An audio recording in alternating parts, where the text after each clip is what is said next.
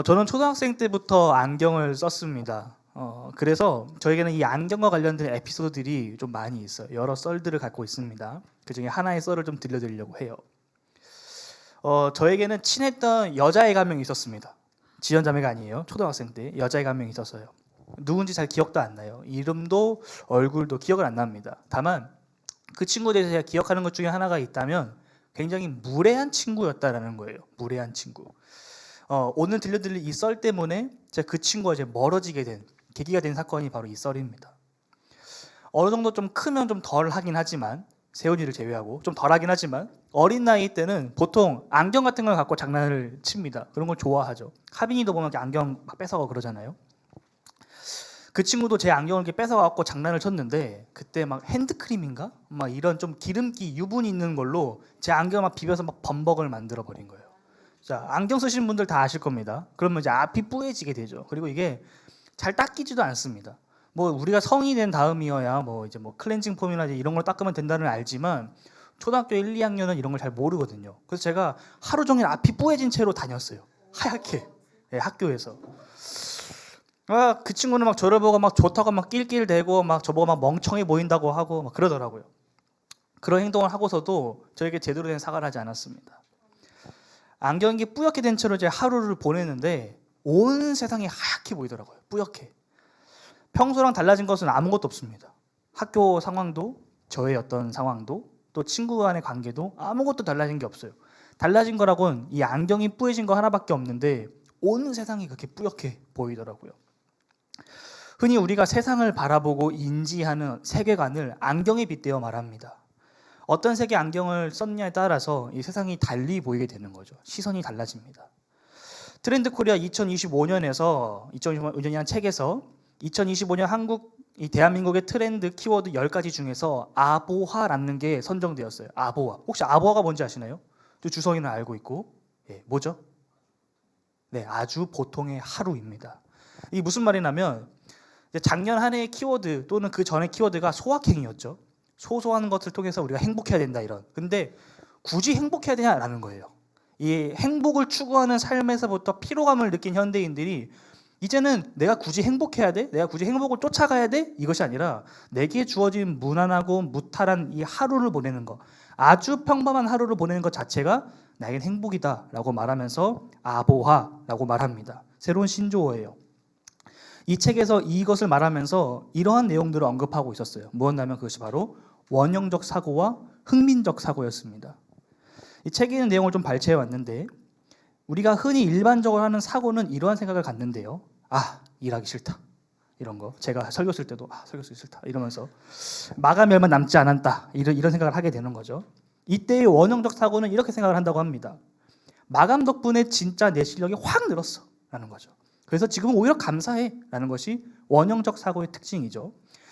비슷한 결의 이제 흥민적 사고, 손흥민 선수. 흥민적 사고는 이런 겁니다. 일하기 싫다고? 그냥 일하는 게 재밌다고 생각해. 라는 거죠. 긍정의 힘, 긍정적 사고의 힘이라는 말처럼 이 긍정적 사고, 원형적 사고, 흥민적 사고는 그 안경을 쓰게 되면 기존에 힘들고 짜증났던 그런 일들이 긍정적으로 보이게 된다는 것입니다. 숨막히는 현실을 살아낼 수 있는 새로운 힘을 주게 되는 거죠. 이는 우리의 신앙에서도 마찬가지입니다. 신앙의 눈으로 우리의 삶을 해석하는 것이 굉장히 중요해요. 우리는 평범한 일상 속에서 다양한 어려움들을 만납니다. 특히 그 중에서는 우리가 그리스도인이기 때문에 겪게 되는 고난들도 있어요. 예수를 믿기 때문에 겪게 되는 고난인 거죠. 베드로는 이러한 고난을 불시험과 같은 고난이라고 우리에게 말합니다. 우리에게 주어진 상황을 신앙적 사고 내지는 예수적 사고로 바라본다면 우리의 삶은, 우리의 인생은, 우리의 하루는 어떻게 해석될까요? 오늘 베드로가 우리에게 말하고자 하는 바가 바로 이것입니다. 우리의 일상을 어떻게 바라보고 해석할 것인가? 그 안경을 우리에게 제공해주고 있어요. 오늘 말씀을 통해 베드로가 우리에게 전해주는 그 안경을 우리 모두가 쓰길 원합니다. 그리고 성경이 우리에게 요구하고 또 초대하는 그 사고를 형성하여 우리의 삶과 일상을 제대로 바라보고 인지할 수 있게 되는, 해석할 수 있게 되는 우리 모두가 되길 소망합니다. 자, 고난을 대하는 첫 번째 방법은 그것이 오히려 복이다라는 겁니다. 복이다. 오복적 사고죠. 오히려 복이다. 베드로는 고난 당할 때 12절 말씀을 보면 이상한 일을 당하는 것 같이 이상히 여기지 말라라고 말합니다. 예수님을 믿는다는 이유로 어떠한 고난이 오더라도 놀라거나 당황하지 마라. 그것을 어떻게 대해야 될지 몰라서 우물쭈물하지 마라라고 말하는 겁니다. 그런데 우리에게 고난이 임했을 때 이러한 반응을 보이는 게 너무나도 당연한 거 아닙니까? 제가 한번 예를 들어보게요. 제가 주성이를 생각해 봤는데 평화 형제가 복음 수호를 위해서 기자 활동을 하다가 그 상대방으로부터 욕을 얻어먹고 구타를 당했다고 가정을 해봅시다. 자, 그렇다면 여러분들 어떤 반응을 보이시겠습니까? 주성이가 촬영을 하다가 욕을 얻어먹고 구타를 당한 거예요. 만약에 저라면 당장에 주성이를 데리고 병원에 가서 막 의사소견서도 받고 막 증거 사진들도 막 찍으면서 바로 고소해버릴 것 같아요, 가해자들을. 여러분들도 그러지 않겠습니까? 그런데 왜 베드로는 이러한 고난이 우리에게 임했을 때에 이러한 반응을 보이지 말라고 할까요? 놀라거나 당황하지 말라, 이상하게 여기지 말라라고 말하는 걸까요? 사실 이것은 번역의 한계입니다. 이 말은 단순하게 놀라거나 당황하지 말라라는 의미가 아닙니다. 이러한 감정을 우리 마음속에 오랫동안 지속하면서 이것을 부풀리고 키우지 말라라는 이야기인 거예요. 다시 말해서 잔인한 복수를 옹호하며 장려하는 문화, 또 악이 악을 낳는 세상, 괴물을 이기기 위해서 더 큰 괴물이 되기를 조장하는 이러한 사회의 세상의 풍조를 따라가지 말라라고 말하는 겁니다. 더 나아가서 13절 말씀처럼 이 불같은 뜨거운 시험을 당하는 것을 오히려 즐거워해라 라고 말하는 것입니다. 얼핏 들으면 굉장히 폭력적인 말이에요. 내 삶은 이렇게나 힘든데, 내 삶은 이렇게나 어렵고 아픈데 어떻게 이것을 즐거워할 수 있단 말인가 라는 거죠. 비이성적이고 비인격적으로 들리고 심지어는 가스라이팅처럼 들릴 수도 있는 말이에요. 그러나 베드로는 단호하게 선포합니다. 14절이죠.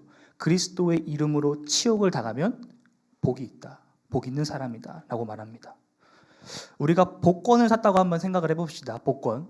제가 개인적으로 좋아하는 복권은 연금 복권 720 플러스입니다. 자, 이게 1등이 당첨되면 월 700만 원씩 20년 동안 따박따박 들어와요, 여러분들. 어마어마하지 않습니까? 월 700만 원씩 20년 동안. 여러분들 이거 복입니까 아닙니까? 당첨됐어요. 복입니까 아닙니까? 복이죠. 복입니다. 복이에요. 자, 근데 우리가 로또에 당첨되면 내야 되는 게 있죠. 뭐죠? 세금이죠. 자, 세금 복입니까 아닙니까? 복이 아니라고요? 누가 아니라 했죠? 아니라 했어요? 세금 복입니다, 여러분. 세금 복이에요. 예. 로또가 당첨됐기 때문에 세금을 낼 수 있는 거예요. 무려 22%, 700만 원에 22%면 154만 원이지만 그걸 내고 나서도 여전히 우리에게는 546만 원이 남습니다, 여러분들. 이걸 다 모아보면 13억이 넘어요. 너무 세속적인가요? 다시 조금 성경으로 돌아와서 여러분이 예수님을 만나고 그분을 알게 되고 그분의 사랑과 은혜를 깨달아서 이제 내가 주님의 자녀로 살겠노라 결단하고 살아가는 삶, 복입니까 아닙니까? 복이죠. 복입니다. 자, 그렇다면 그분을 따라 걷는 삶의 여정 가운데 그리스도로 인하여 우리에게 고난이 찾아오는 것, 이거 복입니까 아닙니까? 복이에요. 복입니다. 내가 예수를 따르기 때문에 예수로 인해서 고난이 내게 오는 겁니다. 내가 예수님과 아무런 상관이 없다면 우리에게는 예수님으로 인한 고난을 받을 필요가 없어요. 여러분, 예수님으로 인한 고난이 삶에서 사라지길 바라십니까? 그럼 방법은 딱 하나예요. 예수님과 손절 치는 겁니다. 그것 말고는 방법이 없어요. 반대로 예수님과의 관계를 형성하고 유지하고 이 관계가 깊어질수록 그분으로 인한 고난이 우리를 더욱더 흔들려고 할 겁니다. 베드로가 말하는 바가 바로 이거예요. 사는 것이 참으로 힘들더라도 하나님께서 일하시지 않는다고 속단하지 마십시오. 오히려 그리스도가 겪으신 고난의 한가운데 여러분이 있게 된 것을 기쁘게 여기십시오 라고 말하는 것입니다. 우리가 고난 중에도 기뻐할 수 있는 것은, 즐거워할 수 있는 것은 그 고난이 우리가 예수를 따르는 자라는 사실을 반증하는 증거이기 때문인 거예요. 왜 예수를 믿는 나에게 이러한 어려움이 생기는 것일까요? 그렇다면 고민해봐야 될 지점인 겁니다. 나에게 어려움을 주는 그 문제의 근원이 무엇인지에 대해서 말이죠. 정말 하나님을 내가 믿고 따라가는 것 때문인지, 아니면 내가 하나님이 아닌 다른 것을 하나님처럼 여기고 따르고 있기 때문은 아닌지 우리가 점검해봐야 됩니다. 저의 이야기를 좀 들려드릴게요. 저는 최근에 결혼을 준비하면서 굉장히 많은 스트레스를 받았습니다. 지연이 때문은 아니에요. 굉장히 많은 스트레스 받았어요. 이 결혼이라는 것 자체가 싱글이었던 저의 이 삶을 완전히 뒤바꿔 놓는 그런 나중에 한번 경험해 보십시오. 고민하고 생각할 게 너무 많더라고요. 이 한 사람의 사역자로서 제가 앞으로 나아가면서 이제 어떤 일을 해야 될까도 벅찬데 이제 한 사람이 더 끼니까 이게 제 뜻대로 할 수 있는 게 없더라고요. 뭐 결혼을 준비하며 이 집을 장만하고 이 모든 것들이 다 쉽지 않았습니다. 우리 교회 성도님들은 대부분 자취의 경험이 있으시죠. 근데 저는 자취를 해본 적이 없어요. 그러다 보니까 이 집을 알아볼 때도 이 부동산 관련된 게 너무 어렵더라고요. 저는 완전 문외한이거든요. 이 용어도 어려워서 도통 무슨 말인지를 모르겠는 겁니다. 또 이 금액도 우리가 뭐 평상시에 사 먹는 뭐 10,000원, 20,000원 이런 게 아니라 막 몇 천만 원, 몇 억 이렇게 하잖아요. 그러니까 정신을 못 차리겠더라고요. 눈앞에서 막 몇 억이 왔다 갔다 하니까. 그래서 제 머릿속이 온통 돈으로 가득 찼습니다. 늘 항상 돈 하면서 살아갔던 것 같아요. 한동안. 지난 몇 개월을 말이죠. 계속해서 돈을 생각하다 보니까 제 마음이 좀 우울한 마음으로 좀 사로잡히게 되었어요. 서민들이 살기 너무나 각박한 현실에 절망하기도 하고 또 분노하기도 하고 또 어떻게 해야 될지 몰라서 막 부동산 강의도 듣고 책도 사서 읽고 하는데 여전히 답답한 마음 안에 있었습니다. 이 앞으로의 진로도 마찬가지였어요. 설교 잘하고 이 개인의 역량이 뚜렷하게 드러나는 사역자들을 보면서 괜스레 그들과 저를 막 비교하면서 위축하기도 했었습니다. 열등감에 사로잡히기도 하고요. 아, 나는 여기까지인가? 이런 생각도 했었습니다. 그래서 목사님과 이 부분을 놓고 굉장히 오랜 시간 많은 대화를 나눌 정도로 저에겐 굉장히 심각한 문제였어요. 제가 하나님께 기도했습니다. 하나님, 왜 이렇게 저를 힘들게 하십니까? 제가 주님 영광 위에 살겠노라 결단하고 이 길을 걸어가고 있는데 그렇다면 적어도 제가 나아가야 될 길은 명확하게 좀 보여줘야 되는 거 아닙니까? 이렇게 주님께 원망을 이렇게 막 쏟아냈습니다.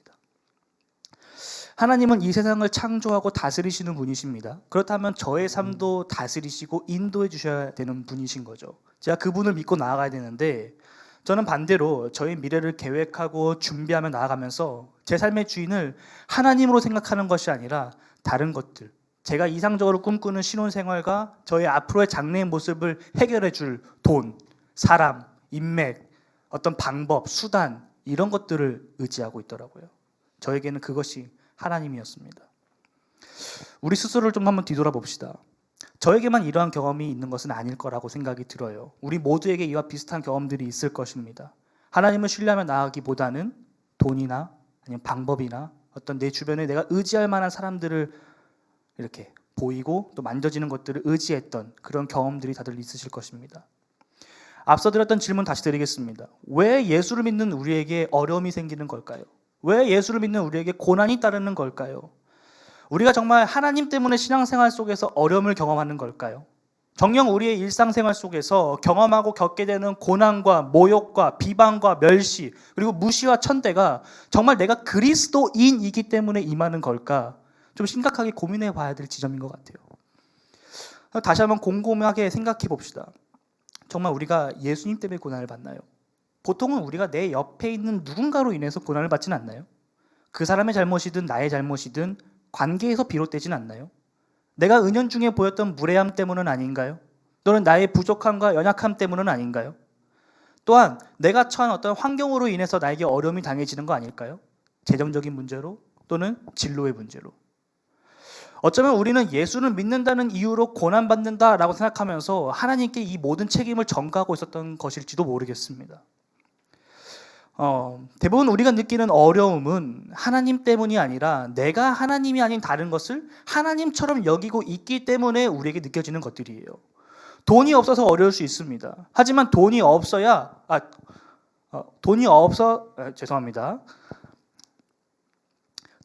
어려울 수 있습니다. 하지만 돈이 없다고 해서 복이 없는 삶은 아닙니다.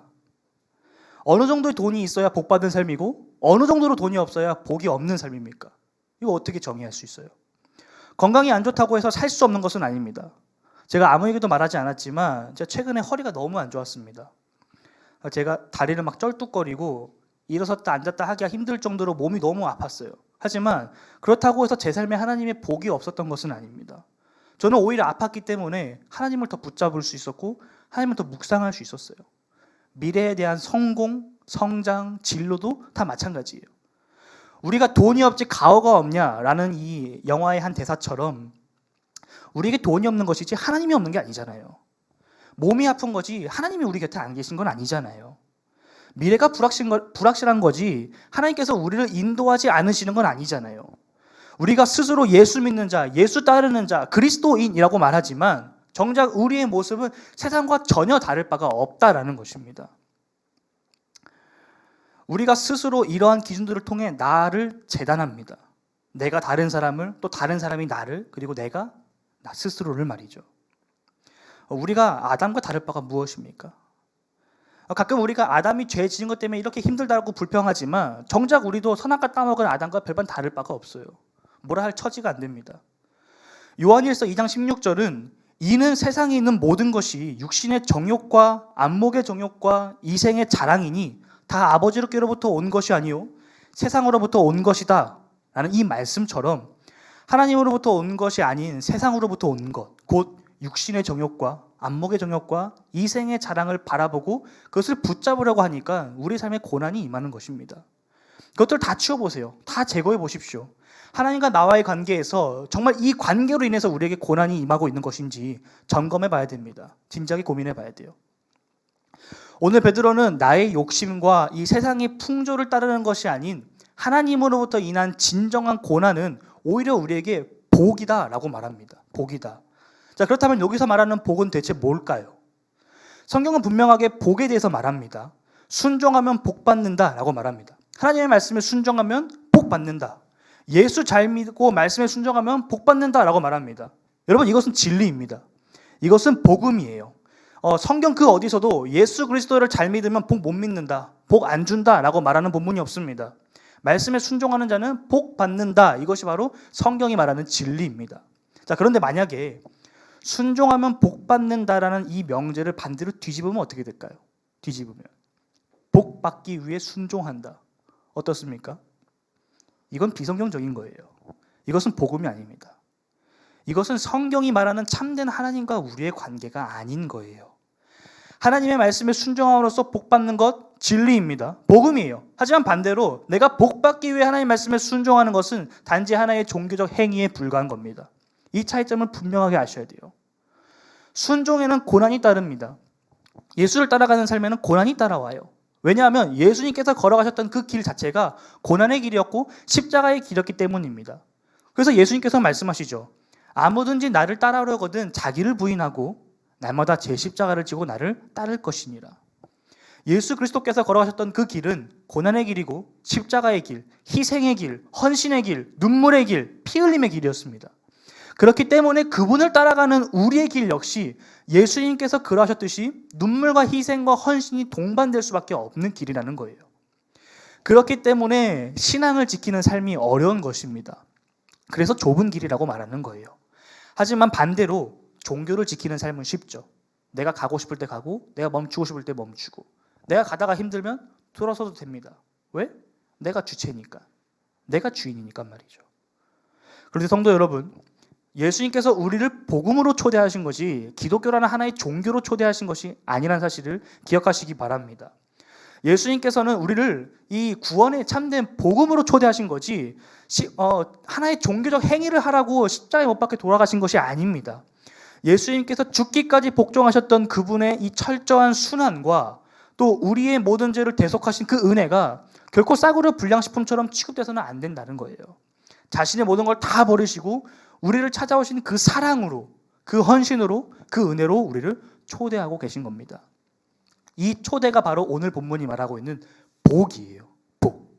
14절 말씀을 다시 볼까요? 그리스도의 이름으로 치욕당하는 자에게 복이 있다고 말합니다. 왜입니까? 그 하반절을 보십시오. 영광의 영, 곧 하나님의 영이 너희 위에 계심이라. 하나님만이 하나님 되는 것, 나의 인생의 주인이 하나님이 되는 것, 더 이상 다른 것들을 하나님으로 대신하지 않고 오직 그분으로 인해 살아가는 삶을 살아가는 것. 비록 내 힘으로는 이겨낼 수 없으나 성령께서 도와주시고 힘 주심으로 말미암아 그분의 인도하심을 누리는 삶, 이것이 바로 성경이 말하는 복이라는 거예요. 진정한 복입니다. 하나님께서 우리에게 넉넉하게 재정을 주시는 것 복입니다. 하나님께서 우리에게 건강 허락하시는 것 복입니다. 주변에 좋은 사람들 만나게 해주시는 것도 복이에요. 하지만 그것이 성경이 말하는 진정한 복은 아닙니다. 복의 가장 근원적인 개념은 하나님께서 우리와 함께 하시는 것입니다. 함께 하시는 것. 이것이 바로 복의 진정한 개념이에요. 바로 관계죠. 하나님께서 우리에게 주신 가장 큰 복이 무엇입니까? 그것이 바로 예수님인 거예요. 예수님. 하나님께서 이 세상을 이처럼 사랑하사 그의 하나뿐인 아들을 우리에게 주셨습니다. 하나님께서 우리를 사랑하셔서 우리에게 주신 복은 돈도 아니고 건강도 아니고 성공이나 명예 같은 것도 아닙니다. 당시 이스라엘을 식민지 삼았던 로마로부터의 해방도 아니었어요. 바로 하나님 자기 자신을 우리에게 주신 것입니다. 하늘 하나님께서 자신의 영광과 권능과 존귀함, 이 모든 것들을 다 비워내시고 낮은 이 땅으로 내려오셨습니다. 신이 인간의 몸을 입고 이 땅에 내려오셨죠. 온 만물에 경배해야 될 그분이 미천한 우리를 섬기기 위해 오셨습니다. 인간을 지은 하나님께서 인간 손에 죽으시기 위해 오신 것입니다. 일평생 몫으로서 이 나무를 만질 때마다 그분이 어떤 마음이셨겠습니까? 이것이 바로 아기 예수가 이 땅에 탄생한 이유고 성탄의 의미이며 마태복음은 이를 임마누엘, 하나님께서 우리와 함께 계시다라고 선포하는 것입니다. 이것이 바로 우리에게 고난 가운데 임한 복이요 또 온 세상에 선포된 하나님의 복음인 것입니다. 성도 여러분, 세상은 또 사람들은 우리를 향해 치욕을 퍼붓습니다. 세상을 바라보면 그들의 말과 행동이 비수가 되어 우리의 마음에 꽂혀서 우리를 아프게 하고 힘들게 합니다. 절망적일 수도 있어요. 하지만 그와 동시에 하나님께서는 우리에게 복을 허락하십니다. 세상을 바라보면 치욕이지만 하나님을 바라보면 복이 보입니다. 내가 의지하는 것들을 바라보면 부정적인 감정이 나를 지배하지만 하나님을 바라보면 그분으로 인한 충만함을 누리게 됩니다. 성도 여러분, 어디를 바라보시겠습니까? 누구를 바라보시겠습니까? 세상을 등지고 십자가를 바라보는 저와 여러분이 되기를 주님의 이름으로 간절히 축복합니다. 고난을 대하는 두 번째 방법은 부끄러워하지 말고 하나님께 영광을 돌리라입니다. 부끄러워하지 말고 하나님께 영광을 돌리라. 베드로는 그리스도인으로 고난받는 것을 부끄러워하지 말라라고 말합니다. 여기서 말하는 부끄러워하다라는 표현은 구체적으로 그리스도인들이 불신자 앞에서 신앙을 부인하거나 숨기거나 하는 어떤 그런 행위들을 말합니다. 다시 말해 고난이 임했을 때 불신자들 앞에서 예수님을 부인하거나 이 믿음을 저버리는 행동을 하지 말라라는 거예요. 상황을 모면하기 위해 피하지 말고 정면 돌파하라라고 말하는 겁니다. 사실 이 부분은 성경에 있는 수많은 인물들 가운데 이 베드로만큼 확실하고 명확하게 경험한 사람을 찾기가 힘듭니다. 누구보다도 베드로가 그리스도를 부인하고 믿음을 저버리는 것이 얼마나 비참하고 어리석은 행동인지 가장 잘 아는 장본인이기 때문입니다. 예수님께서 잡히시던 날 밤 베드로가 죽음의 위기 앞에서 예수님을 3번이나 부인하게 되죠. 예수님의 적대자들로부터의 그 고난 속에서 베드로는 넘어진 겁니다. 그렇다면 우리가 어떻게 해야 이 예수님을 적대하는 이 불신자들로부터의 이 고난에 넘어지지 않고 굳건하게 서 있을 수 있을까요? 이 베드로의 깊은 이 고민의 정수가 담겨 있습니다. 고난에는 크게 2가지 종류가 있습니다. 첫 번째로는 우리가 받지 말아야 할 고난이고 다른 하나는 우리가 기꺼이 받아야 될 고난입니다. 오늘 베드로는 우리에게 아무런 고난이나 받으라고 말하지 않습니다. 우리가 받지 말아야 될 고난은 우리의 불의함으로 인해 야기되는 고난이에요. 15절 말씀을 보게 되면 살인이나 도둑질이나 악행이나 남을 간섭하는 자로 고난받지 말아라 라고 말합니다. 여기서 남의 일에 간섭한다는 것은 다른 사람을 괴롭힌다라는 거예요. 그러니까 정리해보면 법을 어기거나 평화를 어지럽히는 행동을 하지 말라라는 겁니다. 만약 우리가 이러한 잘못을 저질렀다면 그래서 그로부터 인한 고난을 받는다면 이것은 잘못한 것에 상응하는 벌을 받는 거지 고난이라고 말할 수가 없습니다. 고난과 벌은 좀 구분해서 봐야 돼요. 반면에 우리가 기꺼이 받아야 될 고난은 14절 그리스도의 이름으로, 16절 그리스도인으로, 또 19절 하나님의 뜻으로 받는 고난입니다. 고난은 하나님의 뜻입니다. 하나님께서 우리에게 고난을 주시는 이유는 우리를 괴롭게 하기 위함이 아닙니다. 12절 말씀을 보게 되면 베드로는 하나님께서 우리에게 주시는 고난을 이렇게 정의합니다. 너희를 연단하려고 오는 불시험이다 라고 말하죠. 연단이라는 것이 무슨 뜻입니까? 제가 사전에서 정의를 찾아보니까 쇠붙이를 불에 달군 후 두드려서 단단하게 하는 것이다 라고 말합니다. 우리가 흔히 재련한다 라고 말을 하죠. 금속을 이용해서 어떠한 도구를 만들 때 그 원석에 이 불순물들이 같이 껴있지 않습니까? 그러니까 이 원석을 불에 넣고 녹여서 이 불순물을 제거하고 튼튼한 도구로 만드는 그런 과정을 연단이라고 말합니다. 성경에서 불은 정화의 이미지를 가지고 있어요. 정화. 흔히 하나님께서 내리시는 이 불의 심판을 이 죄에 대한 정화의 개념으로 설명하는 경우가 많습니다. 다시 말해 하나님께서 우리에게 허락하시는 고난은 우리 안에 있는 영적인 불순물들을 제거하고 우리를 정화하기 위한 하나님의 놀라운 계획이다라는 것이죠. 연단의 두 번째 사상적 정의는 몸과 마음을 굳세게 함입니다. 연단은 우리를 성장시킵니다. 인생은 마라톤과 같아요. 아주 긴 호흡을 가지고 꾸준히 페이스를 유지하며 달려야 합니다. 그러지 않고 이 순간순간 상황에 따라 달린다면 완주를 못할 수도 있고 완주를 한다 하더라도 꽤나 고생한 후에 완주하게 될 것입니다. 마라톤을 준비하려면 평상시에 달리기 연습이 필요하듯이 하나님께서 우리의 인생이라는 이 마라톤 코스 가운데 여러 장애물들을 주시는 것입니다. 그것들을 우리가 하나하나 넘어갈 때마다 성장해 나아가는 거죠. 새로운 에너지, 새로운 힘을 얻게 되는 것입니다. 뜨거운 불로 달구면 당연히 아프겠죠. 연단의 과정 속에서 진행되는 망치질은 우리에게 상처를 입히게 될 것입니다.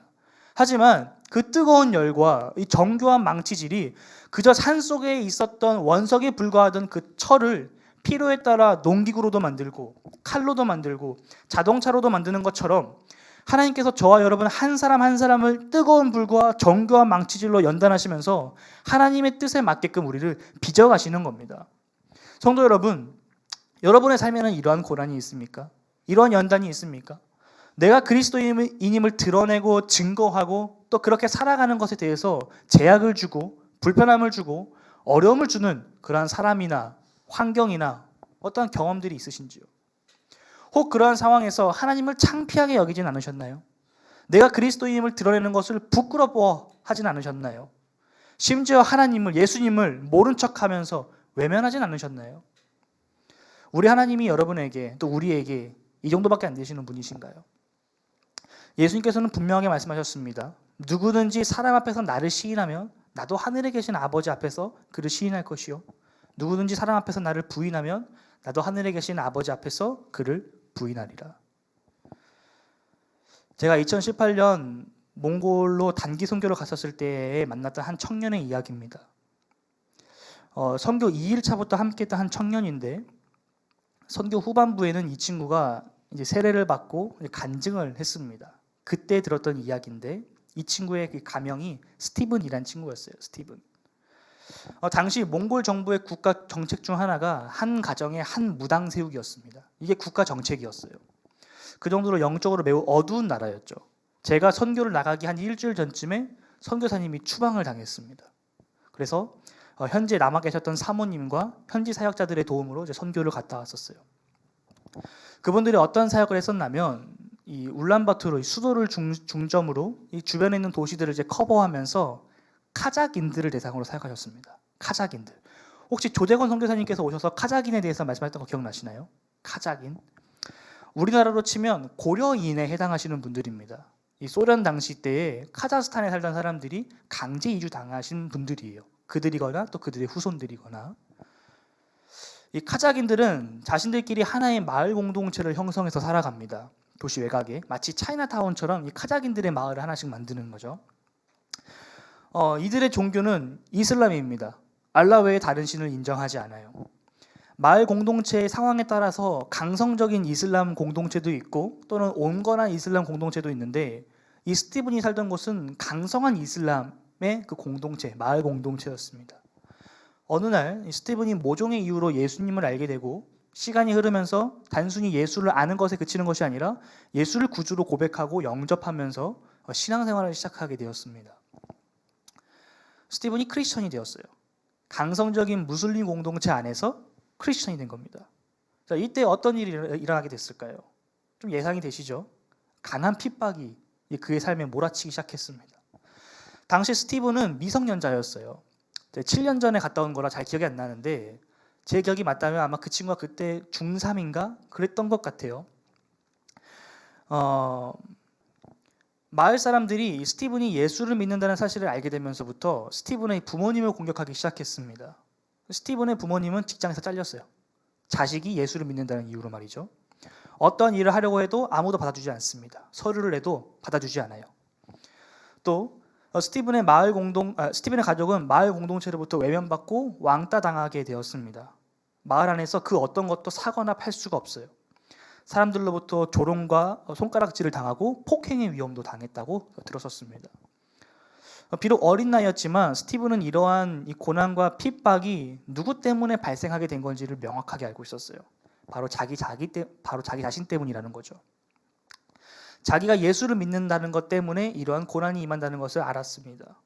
이러한 상황에서 예수 믿는 것을 포기할 법도 한데 그 어린 나이의 스티븐은 자신의 신앙을 지키기 위해서 고향과 친척과 아버지의 집을 떠나 울란바토르로 오게 됐습니다.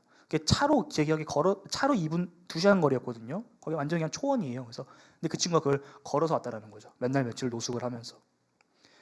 울란바토르에 와서 노숙을 하게 됐고 선교사님이 운영하시는 커뮤니티를 만나게 되면서 극적으로 구출된 케이스입니다.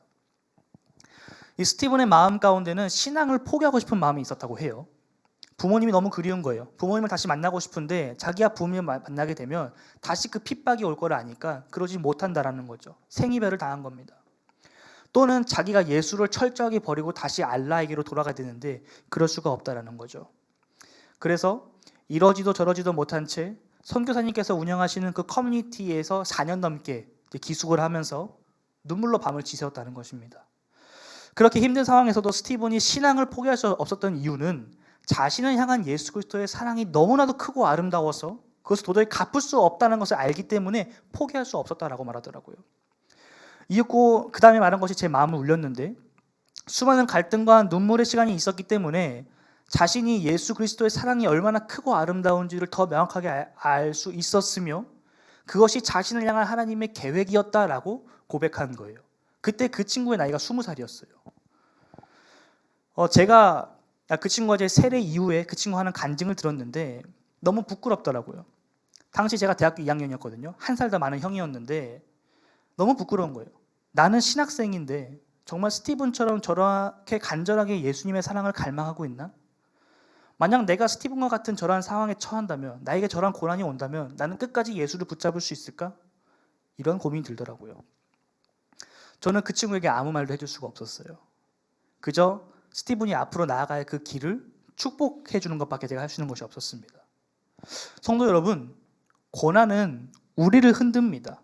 베드로가 그러했듯이 또한 우리가 그러했듯 이 죄와 세상 앞에 무릎 꿇게 만들고 실패와 절망에 사로잡히게 합니다. 하지만 하나님의 사람들은요, 예수를 믿고 신뢰하며 따르는 이 그리스도인들은 죄와 세상에 무릎 꿇는 것이 아니라 하나님 앞에 무릎 꿇는 줄 믿습니다.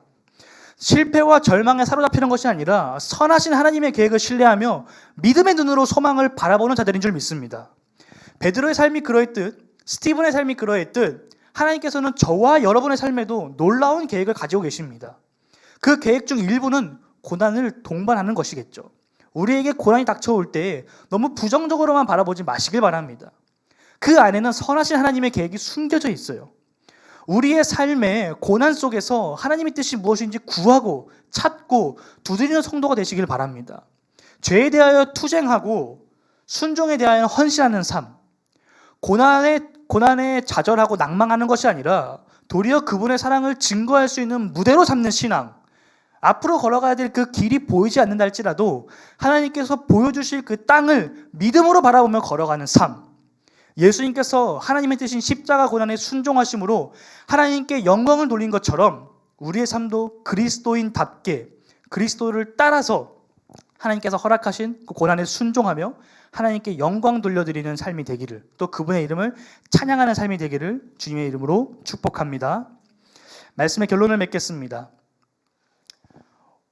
우리는 오늘 하나님께서 우리에게 허락하신 고난을 어떻게 대해야 하는지에 대해서 살펴봤어요. 그리스도의 고난에 참여하는 것은 그저 소파에 앉아서 막 팝콘 먹으면서 이 넷플릭스로 영화를 시청하는 것처럼 이 교회에 나와서 나에게 주어진 지정 자리에 앉아서 예배를 드리는 것에 그치는 것이 아닙니다. 그리스도가 견딘 고난에 참여한다는 것은 단순히 그분이 나의 죄를 사해 주셨다라는 것에 그치는 것이 아닙니다. 삶의 영역에서 이 고난에 수동적으로 반응하며 방관자처럼 사는 것을 의미하지 않아요.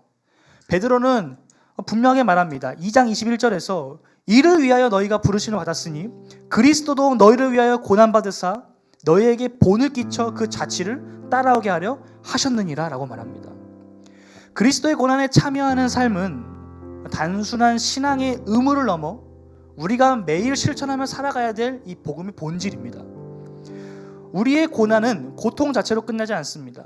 그리스도의 십자가와 부활 또 승천을 통해 보여주신 그 구원의 여정처럼 우리의 고난은 우리를 더 깊이 하나님께로 인도하고 그분의 사랑과 또 영광을 경험하게 되는 도구가 됩니다.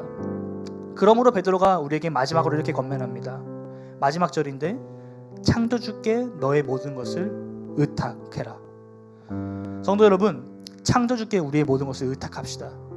온 우주의 설계자요, 가장 뛰어나신 분이요, 이 세상을 창조하신 그 강력한 힘과 통치, 또 하나님의 주권, 또 그분의 위대한 계획을 이루어가시는 그분을 의지하며 그분께 우리의 인생을 맡깁시다. 비록 고난당하는 나는 알지 못하지만 내 삶을 관통하는 이 하나님의 놀라운 계획을 믿고 의지하며 나아가시길 바랍니다. 비록 나에게는 아무런 힘도 능력도 없지만 내 삶에 찾아오신 예수 그리스도의 그 사랑을 믿고 의지하며 나아가시기를 바랍니다. 무섭게 폭풍을 치는 갈릴리 바다의 위를 베드로가 몇 발자국이나마나 걸어갈 수 있었던 것은 그가 그 폭풍의 고난의 의미를 알았기 때문도 아니고 그가 무리를 걸을 수 있었던 어떤 초자연적인 능력을 갖고 있었기 때문도 아닙니다. 그저 예수 그리스도를 믿는 믿음으로 발걸음을 내딛었던 거예요. 적어도 그 순간만큼은 베드로는 거칠게 몰아치는 풍랑을 바라봤던 것이 아니라 예수님을 바라봤기 때문에 그 믿음의 걸음을 걸을 수 있었다는 것입니다. 베드로가 말하고 싶은 게 바로 이거예요. 하나님께 자신의 영혼을 의탁한다는 것은 수동적이고 맹목적인 신앙이 아닙니다. 그저 자기 자리에 서 있는 정적인 신앙이 아니에요. 하나님을 의지하며 앞으로 치고 나아가는 적극적이고 능동적인 삶의 행동이 수반됩니다. 고난의 순간에서도 억울하고 속상한 상황에서도 우리를 향한 하나님의 이 선하신 계획을 믿으며 믿음으로 걸어가십시오. 세상은 우리를 향해 치욕을 주고 고난을 주지만 그 너머에 예비되어 있는 하나님의 빅픽처를 고대하며 고난과 대비되는 선을 행함으로 하나님께 영광 돌리시길 바랍니다. 세상의 풍조를 따라가는 것이 아니라 그것을 반대하고 악을 선으로 갚는 것이 우리의 삶으로 신앙을 고백하는 것입니다. 삶으로 하나님께 영광을 올려드리는 삶의 예배인 거예요. 예수 그리스도께서 하나님께 자기 자신을 의탁하고 십자가 고난을 기꺼이 감내할 수 있었던 이유는 우리를 향한 그분의 열렬한 사랑이 있었기 때문입니다. 우리를 사랑하셔서 이 땅에 오셨고 제자를 부르셨고 십자가를 향해 걸어가셨습니다. 자신을 전적으로 하나님께 의탁했던 예수님의 사랑으로 인해 선한 계획을 이루셨어요. 예수님께서 이러한 놀라운 구원을 이룰 수 있었던 것은 하나님을 향한 사랑과 또 우리를 향한 사랑이 있었기 때문입니다. 그렇기 때문에 하나님을 전적으로 신뢰하며 악을 선으로 전복시킬 수 있었던 거죠. 우리도 마찬가지입니다. 우리도 예수 그리스도를 따라 하나님께 우리의 모든 것을 의탁해야 됩니다. 그리고선 세상과 정반대의 길, 역전의 길, 역설의 길을 걸어가야 되는 거예요. 악을 악으로 갚는 것이 아니라 선으로 갚는 삶. 세상이 미련하다고 말하지만 하나님께서 보시기에 지혜로운 삶. 허다한 것을 사랑으로 덮는 삶. 죽음을 생명으로 바꾸셨던 예수님께서 걸어가셨던 그 고난의 길을 주님과 함께 동행하는 교회가 되기를 주님의 이름으로 축복합니다. 우리 함께 기도하며 나아갑시다.